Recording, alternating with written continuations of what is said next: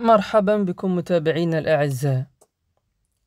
وفاة المخرج والمنتج الجزائري الكبير محمد الأخضر حمينة عن عمر ناهز 95 سنة في منزله بالجزائر العاصمة، تاركا وراءه إرثا سينمائيا لا يقدر بثمن.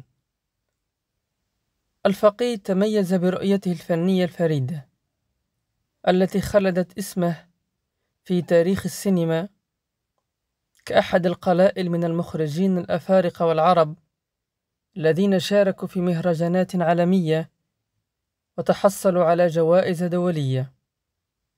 فقيد السينما الجزائرية نجح في إقامة جسر ثقافي حقيقي بين الجنوب والعالم الغربي، فكان صوت العالم الثالث وصوت الجزائر طيلة ما يقارب 40 عاما.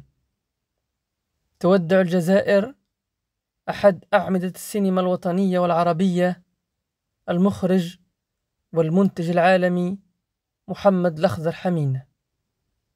يعد الراحل من رواد السينما التحررية وأحد أبرز الأصوات التي جعلت من الشاشة الكبيرة منبر لقضايا الشعوب ومآسي الاستعمار، فكان خير سفير يتحدث عن الثورة التحريرية الجزائرية بلغة الفن السابع.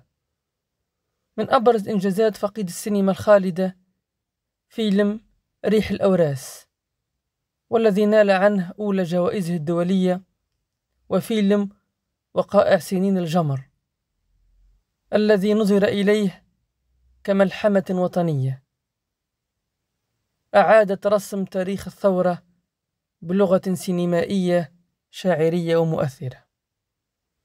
الراحل اعتبر من كبار مخرجي السينما الملحمية، وظل لعقود ينادي بصوت العالم الثالث لما قدمه من رؤى إنسانية وفنية تجاوزت الجغرافيا واللغة، جامعة بين الذاكرة والنضال والفن.